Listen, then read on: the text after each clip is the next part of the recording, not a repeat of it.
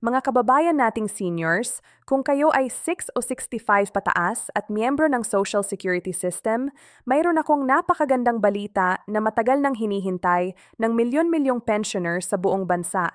Alam ko na ilang taon na kayong naghihintay, ilang buwan na kayong nag-aabang sa ATM, at ilang linggo na kayong nagtatanong sa SSS office kung kailan darating ang inyong karagdagang benepisyo. Ngayong araw na ito, gusto kong sabihin sa inyo na ang pangalawang tranche ng S-Year-Zero Pension Increase ay pumasok na sa inyong mga account. Hindi na ito chismis, hindi na ito pangako lamang, hindi na ito rumor na kumakalat sa Facebook or sa mga grupo ng mga senior citizens. Ito ay totoo, ito ay opisyal at ito ay handa nang i-withdraw ngayong buwan na ito. Maraming pensioners ang hindi pa nakakaalam nito. Kaya naman narito ako upang ipaliwanag sa inyo kung magkano talaga ang pumasok, paano ninyo ito makikita sa inyong passbook o ATM balance at ano ang dapat ninyong gawin upang makuha ang buo at walang kulang na halaga. Dahil alam ko na mahirap ang buhay ngayon. Tumataas ang presyo ng bigas, ng kuryente, ng gamot at ng lahat ng pangangailangan sa bahay. Kaya bawat piso ng dagdag na pensyon ay napakahalaga. Kaya mangyaring makinig ng mabuti dahil sa susunod na ilang minuto, sasagutin ko lahat ng inyong mga tanong tungkol sa pension increase na ito. Noong nakaraang taon pa natin, narinig ang balita tungkol sa pension increase na ito at marami sa atin ang nabigla dahil hindi naman ito kaagad ibinigay ng sabay-sabay. Ang totoo, hinati ito ng gobyerno sa dalawang bahagi o dalawang tranche upang mas madali nilang mapunduhan at upang hindi masyadong mabigat sa budget ng SS. Ang unang tranche na 500 ay naibigay na noong nakaraang taon at ngayon naman ang ikalawang tranche na 500 ay pumasok na rin sa inyong mga account. Kapag pinagsama ninyo ang dalawang ito, mayroon na kayong karagdagang 1,000 bawat buwan sa inyong regular na pensyon. Halimbawa, kung ang dating pensyon ninyo ay 5,000 bawat buwan, ngayon ay 6,000 na ito. Kung dati ay 8,000 kayo, ngayon ay 9,000 na. Ito ay permanenteng dagdag na. Hindi na ito ibabawas sa susunod na buwan. Hindi na ito babalik sa dati at hindi na ito titigil hanggang sa patuloy kayong nabubuhay at tumatanggap ng pensyon mula sa SSS. Kaya napakaganda ng balitang ito lalo na sa mga seniors na umaasa lamang sa pensyon bilang kanilang pangunahing pinagkakakitaan. Ngayon, alam kong marami sa inyo ang nagtataka kung bakit may iba na nakatanggap na ng increase noong nakaraang buwan pa, habang ang iba naman ay ngayong buwan lang nakakuha. Ang dahilan dito ay dahil sa schedule ng payout ng SSS. Alam naman natin na hindi sabay-sabay ang pagbibigay ng pensyon sa lahat ng miyembro. May mga pensioners na nakakatanggap tuwing unang linggo ng buwan. May iba naman ay second week at may iba pa ay sa third or fourth week pa. Kaya naman ang pension increase na ito ay sinusunod din ang same schedule na yan. Kung ang regular ninyo na payout ay tuwing unang linggo, malamang na nakatanggap na kayo ng increase noong nakaraang buwan pa. Pero kung ang schedule ninyo ay sa bandang huli ng buwan, ngayong January 2026 pa lang kayo makakakuha ng buo. Ang mahalaga ay lahat ng qualified pensioners ay makakakuha nito. Walang maiiwanan, walang makakalimutan, at walang babawasan. Lahat ng may pensyon mula sa SSS ay makakakuha ng increase na ito basta lang kayo ay aktibong pensioner at walang nakaabang na kaso o problema sa inyong account. Ngayon, paano ninyo malalaman kung pumasok na ba talaga ang pension increase sa inyong account? Una, tingnan ninyo ang inyong passbook kung mayroon kayo nito. Doon ay makikita ninyo ang exact na halaga ng inyong pensyon bawat buwan at kung may increase, makikita ninyo ang dagdag na 500 sa entry ng buwan na ito. Pangalawa, kung ATM card ang ginagamit ninyo, mag-withdraw kayo or mag-check ng balance sa ATM machine. Makikita ninyo doon ang bagong amount na mas mataas kaysa sa dati ninyong natatanggap. Pangatlo, maaari ninyong bisitahin ang website ng SSS at mag-login sa inyong MySS account. Doon ay makikita ninyo ang detailed breakdown ng inyong pension at lahat ng changes sa amount. At pang-apat, maaari din kayong tumawag sa SSS hotline o pumunta mismo sa pinakamalapit na SSS branch upang humingi ng kopya ng inyong pension computation. Ang staff doon ay makakatulong sa inyo na makita kung ano talaga ang laman ng inyong account at kung may kulang man o hindi. Maraming pensioners ang nag-aalala na baka may hidden na bawas deduction sa pension increase na ito. Gusto kong linawin na ang 1,000 na increase ay walang bawas na withholding tax dahil ang mga regular na pension mula sa SSS ay TED sa income tax. Ito ay base sa batas ng Pilipinas na nagsasabi na ang senior citizens na tumatanggap ng pensyon ay hindi na kailangang magbayad ng buwis sa kanilang monthly pension.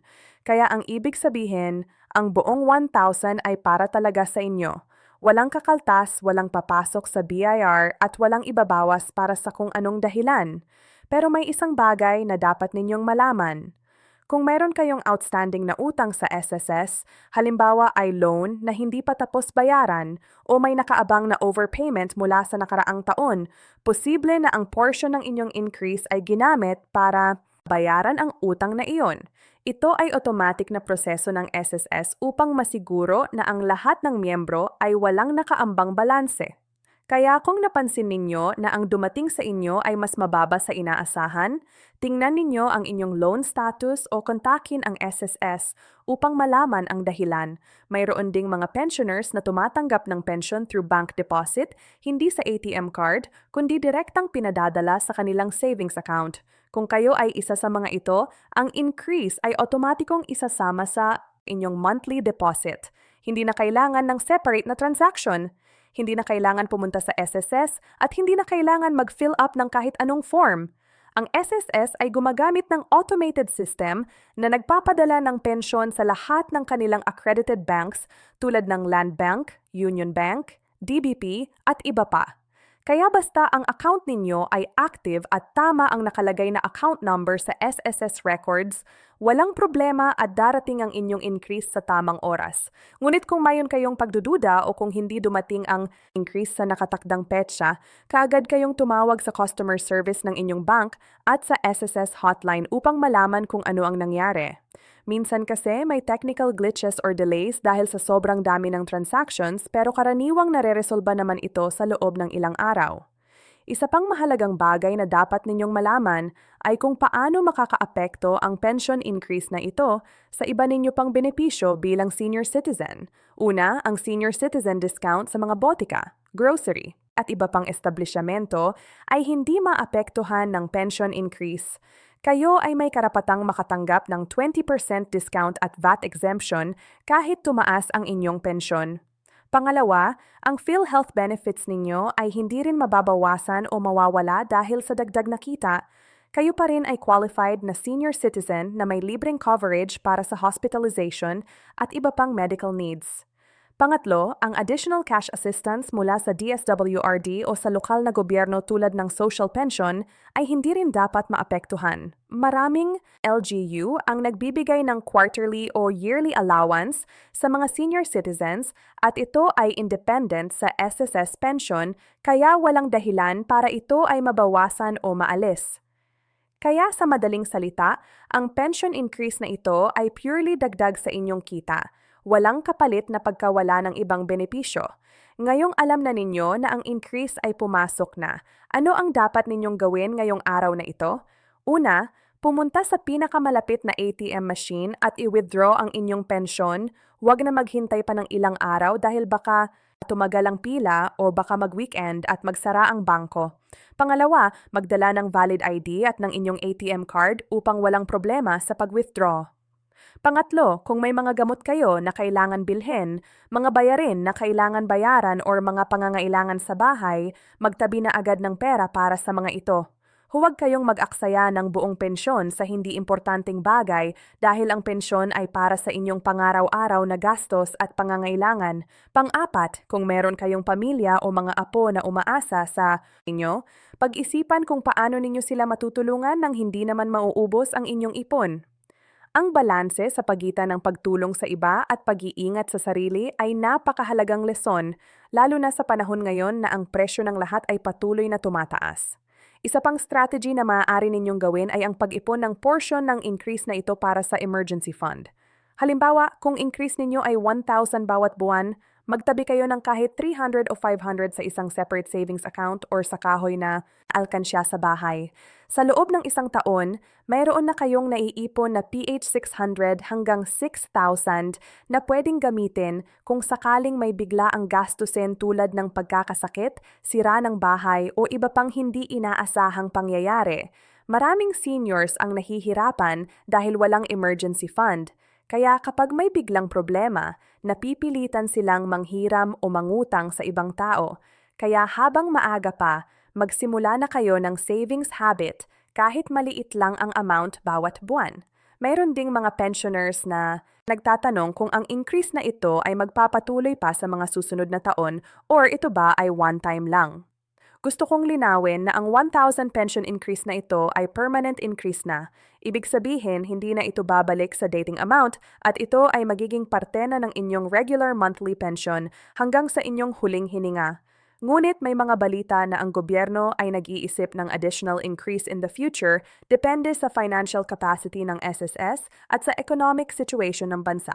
Kaya posible na sa mga susunod na taon may dagdag na naman na pension increase, pero hindi pa natin alam kung magkano at kailan. Ang mahalaga ngayon ay ang increase na ito ay nandito na at kayo ay pwede nang mag-enjoy ng dagdag na kita na ito. Sa mga pensioners na hindi pa nakakatanggap ng increase, kahit nakaraan na ang expected payout date, huwag kayong magpanik. Una, tingnan ninyo kung ang inyong SSS membership status ay active pa ba o may problema. Minsan kasi may mga pensioners na may pending requirements or hindi updated ang kanilang personal information kaya delayed ang release ng benepisyo.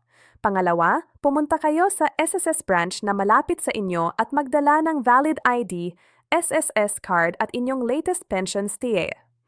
Magtanong kayo sa customer service kung bakit delayed ang inyong increase at ano ang kailangan ninyong gawin. Pangatlo, kung wala kayong time pumunta sa SSS office, maaari kayong tumawag sa SSS hotline na nakalista sa kanilang official website. Ang mga representative doon ay tutulong sa inyo na malaman ang status ng inyong account at kung ano ang mga susunod na hakbang. At pang-apat, huwag kayong maniwala sa mga taong nagsasabing kailangan ninyong magbayad o magpadulas para makuha ang increase. Ang pension increase na ito ay libre, walang bayad at walang kailangang proseso na nangangailangan ng pera. Kung may nagsasabi sa inyo nito, malamang na scammer sila, kaya huwag kayong papayag. Sa mga seniors na tumatanggap din ng GSIS pension bukod sa SSS, tandaan na ang increase na ito ay para lamang sa SSS pensioners. Ang GSIS ay may sariling pension adjustment at hindi ito connected sa SSS.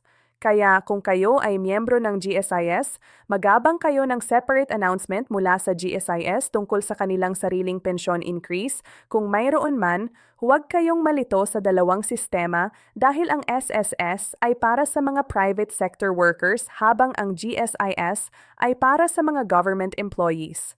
Ang bawat isa ay may kanya-kanyang rules, schedules at amounts ng benepisyo. Sa huli, gusto kong sabihin sa lahat ng ating mga kababayang seniors na ang pension increase na ito ay resulta ng mahabang pakikibakan ng mga senior citizens groups, advocacy organizations at mga mambabatas na nakipaglaban para sa inyong karapatan. Maraming taon na itong pinag-usapan, maraming hearing na ginanap at maraming debate na nangyari sa Kongreso bago ito naging batas. Kaya ang dagdag na 5,000 na ito ay hindi basta regalo lamang, kundi ito ay inyong karapatan bilang mga seniors na nagambag sa SSS habang kayo ay nagtatrabaho noon. Kaya ipakita ninyo ang inyong pasasalamat sa pamamagitan ng tamang paggamit ng pensyon na ito, pagtulong sa inyong pamilya at pagiging responsible na senior citizen. At higit sa lahat, huwag kalimutang magpasalamat sa Diyos dahil kahit ang buhay ay mahirap, meron pa rin tayong natatanggap na tulong mula sa gobyerno. Kaya ngayong araw na ito, pumunta na kayo sa ATM, i-withdraw ang inyong pensyon at samantalahin ang dagdag na benepisyong ito. Maraming salamat sa inyong pakikinig at sana ay nakatulong ang video na ito sa inyo. Hanggang sa muli, ingat kayong lahat at Diyos ay laging sumainyo. At tayo